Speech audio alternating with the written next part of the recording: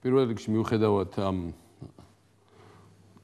დაუშვებელი შემთხვევისა, რაც მოხდა, მე ვფიქრობ, ყველას მართებს პატივისცემის გამოხატვა ჩვენი შეერაღებული ძალებისადმი. არავის არ აქვს უფლება რაიმე ღირსებაში შელახოს რომელიმე ოფიცრის, რადონისაც არ უნდა იყოს, მით უმეტეს გენშტაბის უფროსის. კანონის წინაშე ყველანი თანასწორი ვართ, მეც, თქვენც ყველანი, მაგრამ ყველაფერს აქვს თავის ფორმა და პროცედურა. მე მომეცა შესაძლებლობა ადრეს და მინდა ვთქვა, რომ ძალიან კარგად მახსოვს თქვენი პირადი მოქმედება 2008-ში, როცა მე-4 ბრიგადა, მე-2 ბრიგადასთან ერთად შეაჩერა გენერალ ხრულოვის პირველი დამტყმელი ბრიგადის შემოსვლა. ეს იყო ის ბრიგადა, რომელიც პირველი შემოიჭრა საქართველოს, ჯერ კიდევ ომის ოფიციალური დაწყებიდან რამდენიმე დღით ადრე დაიწყეს შემოსვლა. და თუ არა თქვენი მაშინდელი ძალიან ზუსტი და გმირული მოქმედებები,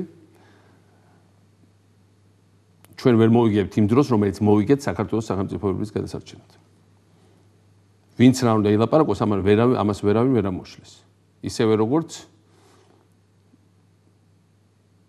პირადად შენს გმირობას, სხვა ამას არ ქვია, როცა დაჭრილი გაალაგძობდი ბრძოლას, მაგრამ სწორედ ამის გამო, რომ საკუთარი სისხლი გაქვს დაგრული საქართველოსთვის, ჩვენ უნდა დავდგეთ ყოველგვარი პოლიტიკის მიღმა. შეერაღებული ძალები უნდა იყოს პოლიტიკის მიღმა.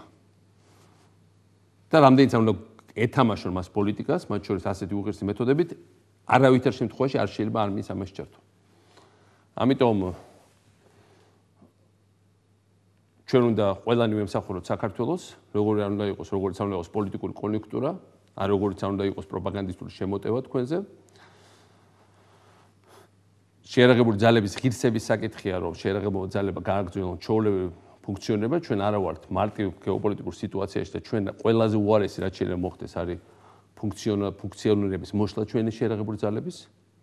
ბოლო წლებში ჩვენ ძალიან ბევრი გავაკეთეთ თავდაცვის სამინისტროს თბილისის გარშემო ავაგეთ თავდაცვითი ზოლი, რომელიც ხალხს არ უნახავს და კარგი იქნება ტელევიზიები ახლა მაინც აჩვენონ, როგორი დაცულია დედაქალაქი განსხვავებით 2008 წლისგან.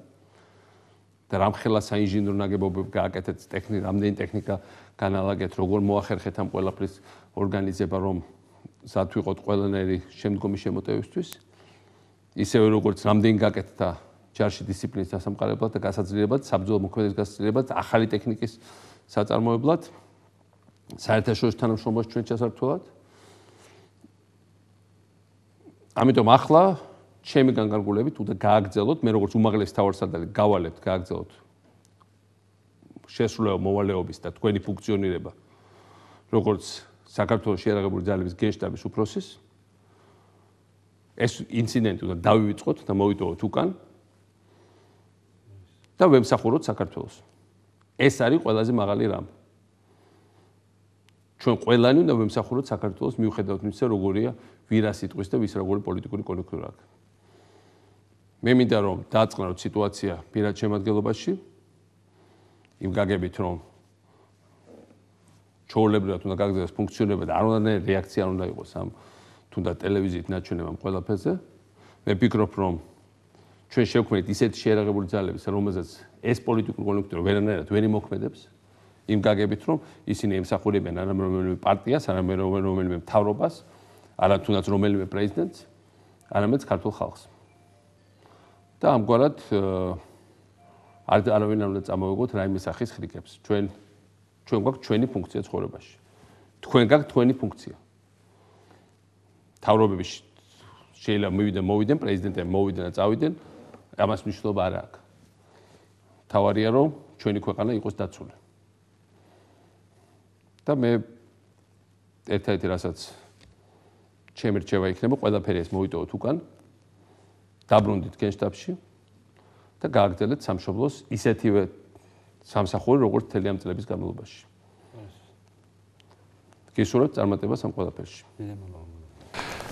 ვემსახურები საქართველოს.